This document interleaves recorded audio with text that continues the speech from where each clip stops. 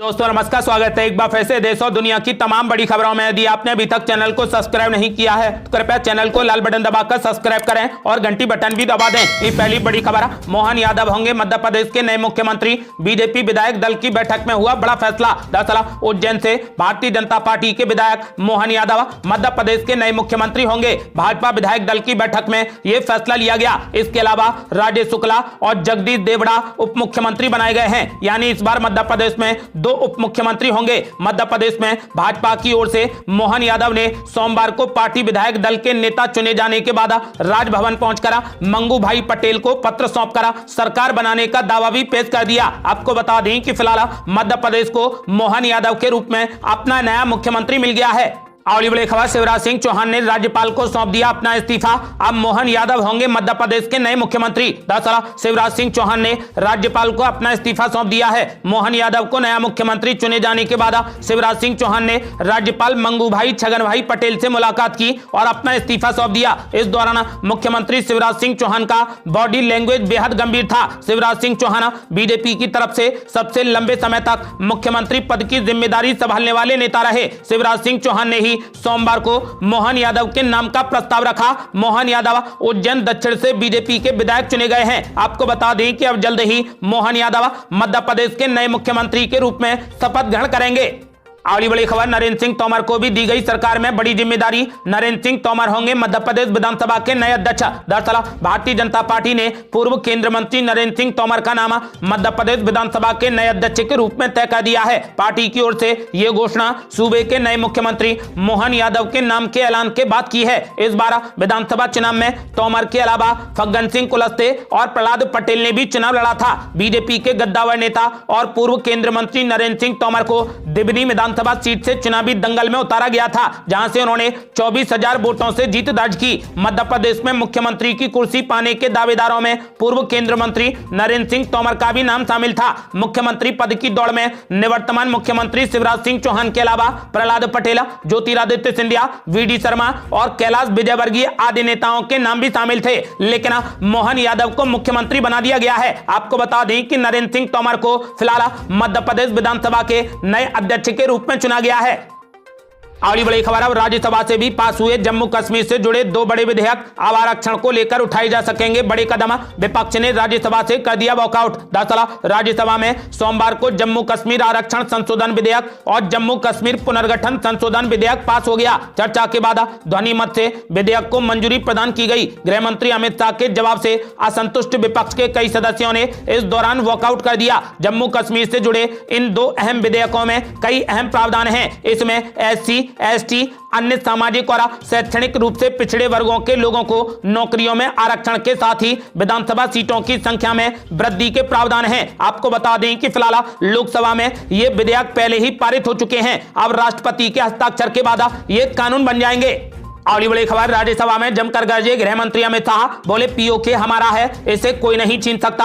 धारा 370 पर कांग्रेस पर बोला जमकर हमला। दरअसल अनुच्छेद 370 पर सुप्रीम कोर्ट के फैसले के बाद केंद्रीय गृह मंत्री अमित शाह राज्यसभा में इस पर बोल रहे थे। इस दौरान उन्होंने जमकर कांग्रेस पार्टी पर निशाना साधा। अमित शाह ने यह भी कहा कि पाकिस्तान के कब्जे वाले कश्मीर की 24 सीटों को आरक्षित रखा गया है। उन्होंने कहा कि मैं एक बार फिर से कह रहा हूं कि पाकिस्तान के कब्जे वाला कश्मीर भारत का है, हमारा है और इसे हमसे कोई नहीं छीन सकता। बता दें कि चीफ जस्टिस DY चंद्रचूड़ ने अनुच्छेद 370 पर अपना फाइनल फैसला सुनाते हुए कहा कि जम्मू कश्मीर के पास में भारत में विलय के बाद आंतरिक संप्रभुता का अधिकार नहीं है। उन्होंने यह भी कहा कि अनुच्छेद 370 एक अस्थायी प्रावधान था जिसे हटा दिया गया। अनुच्छेद 370 को हटाए जाने के फैसले को सुप्रीम कोर्ट ने सही करार दिया है। इस दौरान गृह मंत्री अमित शाह ने कश्मीर के विलय के लिए जवाहरलाल नेहरू को जिम्मेदार ठहराया। साथ ही कहा कि नेहरू ने आधा कश्मीर छोड़ दिया। केंद्रीय गृह मंत्री अमित शाह ने कहा कि एक बात तो सर्वविदित है कि अगर समय से पहले युद्ध विराम नहीं किया जाता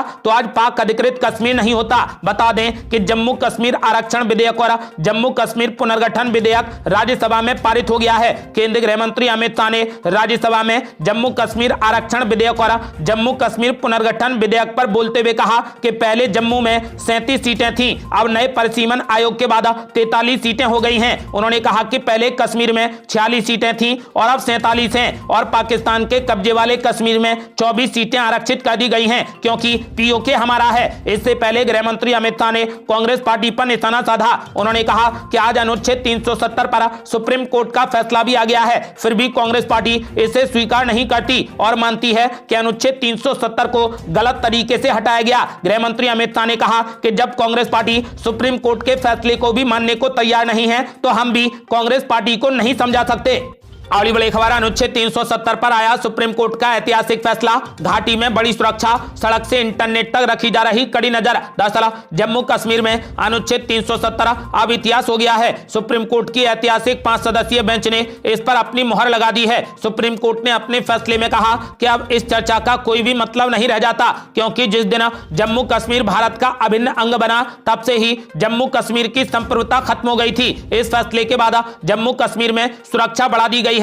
जम्मू कश्मीर में जश्न का माहौल है तो कश्मीर के नेताओं में निराशा छाई हुई है। आपको बता दें कि सोमवार को सुप्रीम कोर्ट के फैसले से ही जम्मू कश्मीर में अधिकारियों ने जमीनी स्तर पर सुरक्षा व्यवस्था कड़ी कर दी है और सोशल मीडिया पर कड़ी निगरानी रखी जा रही है। अफवाहों और सोशल मीडिया पर भड़काऊ पोस्ट करने वाले 5 यूजर्स के खिलाफ मामला भी दर्ज किया जा चुका है। अगली बड़ी खबर, 370 पर सुप्रीम कोर्ट के फैसले के बाद महबूबा मुफ्ती ने जताई नाराजगी। बोली ये फैसला सजाए मौत से कम नहीं है। दरअसल अनुच्छेद 370 पर सुप्रीम कोर्ट के फैसले पर जहां पीएम मोदी और गृह मंत्री अमित शाह ने खुशी जताई है तो जम्मू कश्मीर से भी रिएक्शन आने शुरू हो गए हैं। उमर अब्दुल्ला और गुलाम नबी आजाद समेत कई नेताओं ने इस फैसले पर निराशा जताई है और कहा कि वे लंबी लड़ाई के लिए तैयार हैं। तो वहीं महबूबा मुफ्ती ने सोशल मीडिया पर एक विवादित वीडियो पोस्ट करा इस फैसले की सजाए मौत से तुलना की। उन्होंने कहा कि यह फैसला हमारे लिए सजाए मौत से कम नहीं है।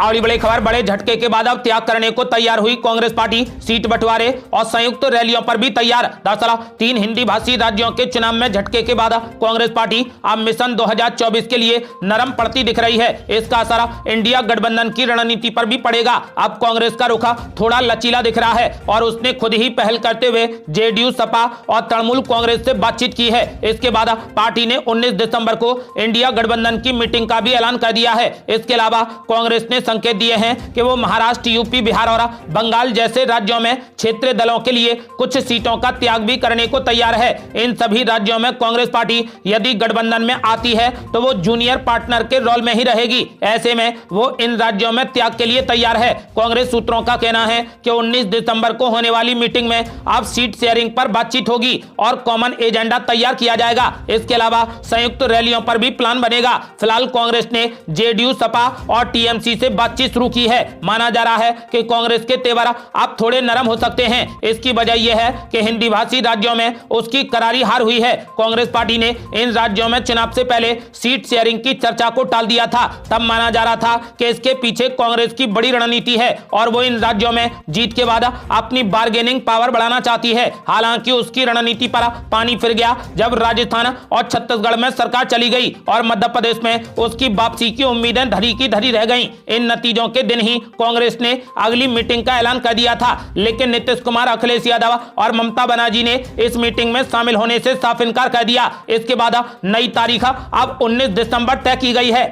अगली बड़ी खबर, कांग्रेस के राज्यसभा सांसद धीरज साहू के यहां 353 करोड़ रुपए जब्त होने के बाद भी ठिकानों पर रेड जारी। जेपी नड्डा ने गांधी परिवार की चुप्पी पर उठाए सवाल। दरअसल उड़ीसा में Baldev Sahu infra private limited company के परिसर में आयकर विभाग की ताबड़तोड़ छापेमारी जारी है। बताया जा रहा है कि यह कंपनी भी कांग्रेस के राज्यसभा सांसद धीरज साहू से जुड़ी है। रिपोर्ट के मुताबिक साहू से जुड़ी संपत्तियों पर आईटी छापेमारी के बाद 176 बैग नोटों की गिनती पूरी हो गई है, जिसमें लगभग 353 करोड़ रुपए मिले हैं। विभाग अब इस नकदी को बलांगीर में एसबीआई की मेन ब्रांच में जमा कराएगा। आपको बता दें कि इस पर बीजेपी के राष्ट्रीय अध्यक्ष जेपी नड्डा ने धीरज साहू नकदी मामले को लेकर कांग्रेस पर निशाना साधा। उन्होंने कहा कि कांग्रेस और भ्रष्टाचार एक ही सिक्के के 2 पहलू हैं। जेपी नड्डा ने कहा कि कांग्रेस कदाचार और अपराधीकरण के लिए जानी जाती है, यही कांग्रेस की नीति रही है। उन्होंने कहा कि अब कांग्रेस के खातों से पैसे निकाले जा रहे हैं। उन्होंने ये भी कहा कि बंधु जवाब तो देना पड़ेगा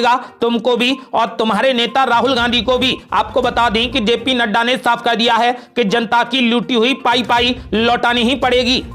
अगली बड़ी खबर, मोहन यादव को मुख्यमंत्री की कुर्सी मिलने के साथ ही शिवराज सिंह चौहान ही नहीं बल्कि ज्योतिरादित्य सिंधिया भी कर दिए गए साइडलाइन। दरअसल भारतीय जनता पार्टी ने मध्य प्रदेश में नए मुख्यमंत्री का ऐलान कर दिया है। मोहन यादव प्रदेश के नए मुख्यमंत्री होंगे। विधायक दल की बैठक में शिवराज सिंह चौहान ने ही मोहन यादव के नाम का प्रस्ताव रखा था, जिसके बाद उन्हें विधायक दल का नेता चुना गया। यादव के नाम पर मोहर लगने के साथ ही राज्य को नए मुख्यमंत्री के रूप में मोहन यादव मिल गए हैं और मुख्यमंत्री के नाम को लेकर सस्पेंस खत्म हो गया है। बीजेपी ने मोहन यादव को मध्य प्रदेश की जिम्मेदारी सौंपकर सबको चौंका दिया। मोहन यादव को मुख्यमंत्री बनाकर पार्टी ने शिवराज सिंह चौहान के साथ साथ ज्योतिरादित्य सिंधिया को भी साइडलाइन कर दिया है। बीजेपी को विधानसभा चुनाव में मिली प्रचंड जीत के बाद शिवराज सिंह चौहान के साथ साथ सिंधिया को भी मुख्यमंत्री पद का दमदार उम्मीदवार माना जा रहा था। इस बीच ज्योतिरादित्य सिंधिया ने मोहन यादव को सूबे का मुख्यमंत्री बनने पर शुभकामनाएं भी दी हैं। उन्होंने कहा कि मुझे यकीन है कि पीएम मोदी के नेतृत्व में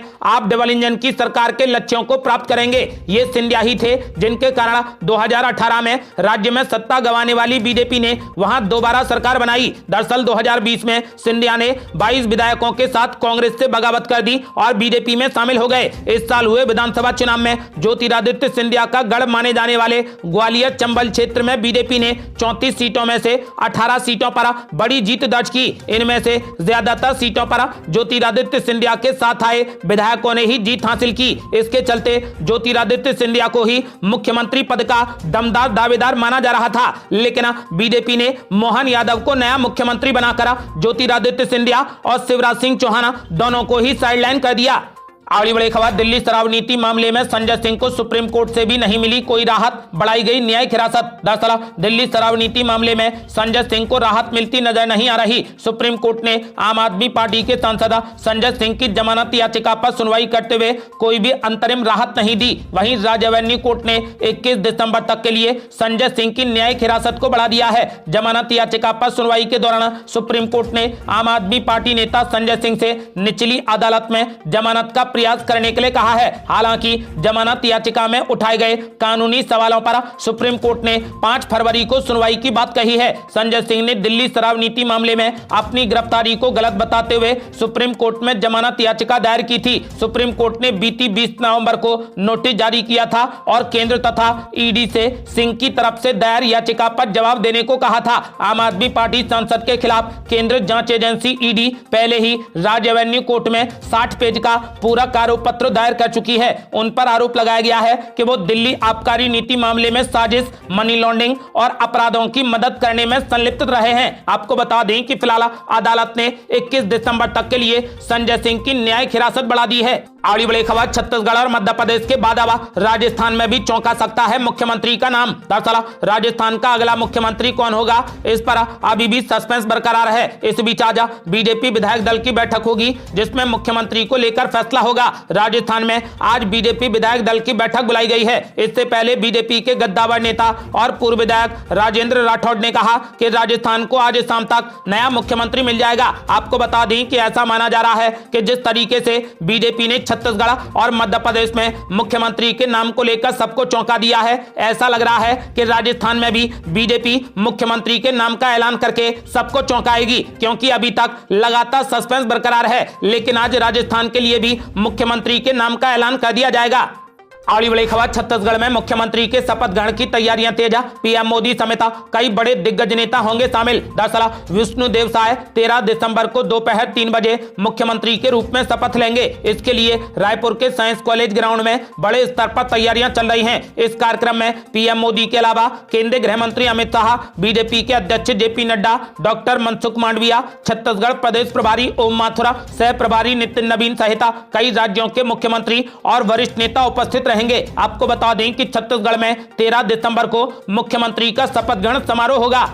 अगली बड़ी खबर, मोहन यादव को मुख्यमंत्री बनाए जाने पर अधीर रंजन चौधरी ने शिवराज सिंह चौहान की तारीफ। बोले शिवराज सिंह चौहान के कारण ही मध्य प्रदेश का चुनाव जीती बीजेपी। दरअसल कांग्रेस पार्टी ने मध्य प्रदेश का नया मुख्यमंत्री मोहन यादव को चुनने पर बीजेपी पर कटाक्ष किया है। सांसद अधीर रंजन चौधरी ने कहा कि शिवराज सिंह चौहान के बिना बीजेपी का विधानसभा चुनाव जीतना मुश्किल था, लेकिन फिर भी मोहन यादव को विधायक दल का नेता चुना गया। कांग्रेस नेता अधीर रंजन चौधरी ने कहा कि कोई किसी को भी मुख्यमंत्री बना सकता है, लेकिन हम गौर करें तो मध्य प्रदेश में बीजेपी की हालत बड़ी नाजुक थी। मुझे लगता है कि शिवराज सिंह चौहान की अगुवाई में ही मध्य प्रदेश में बीजेपी जीत हासिल कर पाई है। उन्होंने कहा कि शिवराज सिंह चौहान की लाडली बहना योजना और उनके मामा के रुतबे का चुनाव में असर हुआ। पीएम नरेंद्र मोदी जो भी बोले, लेकिन शिवराज सिंह चौहान नहीं होते तो मध्य प्रदेश में बीजेपी का जीतना मुश्किल था। आपको बता दें कि फिलहाल अधीर रंजन चौधरी ने कहा कि पीएम मोदी की जीत से ज्यादा ये शिवराज सिंह चौहान की जीत है, लेकिन फिर भी उन्हें मुख्यमंत्री नहीं बनाया गया।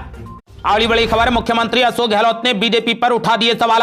बोले मुख्यमंत्री चुनने में क्यों हो रही देरी। दरअसल राजस्थान में बीजेपी ने प्रचंड जीत दर्ज की है, लेकिन मुख्यमंत्री पद को लेकर सस्पेंस अभी भी बरकरार है। ऐसे में राजस्थान के कार्यवाहक मुख्यमंत्री अशोक गहलोत ने कहा कि 8 दिन बाद भी बीजेपी मुख्यमंत्री नहीं चुन पाई है। बीजेपी के विधायक दल की बैठक आज होने वाली है। आपको बता दें कि ऐसे में लगातार अशोक गहलोत ये पूछ रहे हैं कि बीजेपी अभी तक मुख्यमंत्री क्यों नहीं चुन पाई है। इसके कई ऐसी संकेत मिल रहे हैं। 2 दिन पहले भी अशोक गहलोत ने सवाल खड़े किए थे कि बीजेपी यहां पर मुख्यमंत्री नहीं चुन पा रही है, आखिर इसमें देरी क्यों लग रही है। जिस पर बीजेपी की तरफ से बीजेपी अध्यक्ष सीपी जोशी ने पलटवार करते हुए कहा है कि उन्हें अपने नेता पद को चुनने पर ध्यान केंद्रित करना चाहिए, ना कि बीजेपी के मुख्यमंत्री चुनने पर सवाल किया जाए। आपको बता दें कि उन्होंने कहा कि बीजेपी अपना काम बखूबी जानती है। अगली बड़ी खबर, शराब नीति मामले में मनीष सिसोदिया को भी कोर्ट से नहीं मिली राहत। 10 जनवरी तक बढ़ाई गई न्यायिक हिरासत। दरअसल दिल्ली की एक कोर्ट ने कथित आबकारी नीति घोटाले से संबंधित मनी लॉन्ड्रिंग मामले में आम आदमी पार्टी के नेता मनीष सिसोदिया की न्यायिक हिरासत को 10 जनवरी 2024 तक बढ़ा दिया है। विशेष न्यायाधीश M.K. नागपाल ने मामले में अतिरिक्त दस्तावेज दाखिल करने की अनुमति मांगने के लिए ईडी की ओर से दायर एक आवेदन पर सिसोदिया और अन्य आरोपियों से जवाब भी मांगा है। न्यायाधीश ने आरोपी व्यक्तियों को 10 जनवरी तक आवेदन पर अपना जवाब दाखिल करने का निर्देश दिया है। कोर्ट ने ईडी को 10 जनवरी को अगली सुनवाई से पहले आरोपी व्यक्तियों को 540 पन्नों के अतिरिक्त दस्तावेजों की प्रति उपलब्ध कराने का भी निर्देश दिया है। आपको बता दें कि फिलहाल मनीष सिसोदिया की न्यायिक हिरासत 10 जनवरी तक बढ़ा दी गई है। अगली बड़ी खबर, मध्य प्रदेश में मोहन राजा 13 दिसंबर को होगा शपथ ग्रहण समारोह। दरअसल मध्य प्रदेश में 13 दिसंबर को शपथ ग्रहण समारोह होगा। सुबह 11:30 बजे शपथ ग्रहण समारोह आयोजित किया जाएगा। आपको यह भी बता दें कि छत्तीसगढ़ में भी 13 दिसंबर को ही शपथ ग्रहण समारोह रखा गया है, यानी दोनों ही राज्यों में बीजेपी के नए मुख्यमंत्री शपथ ग्रहण करेंगे। 13 दिसंबर को छत्तीसगढ़ और मध्य प्रदेश के नए मुख्यमंत्री शपथ ग्रहण करेंगे। ये थी अब तक की बेहद बड़ी खबरें। रोजाना की ताजा खबरों को जानने और हमसे जुड़ने के लिए चैनल को लाल बटन दबाकर सब्सक्राइब करें और घंटी बटन भी दबा दें। जल्दी मिलते हैं बड़ी अपडेट के साथ, तब तक के लिए जय हिंद, जय भारत।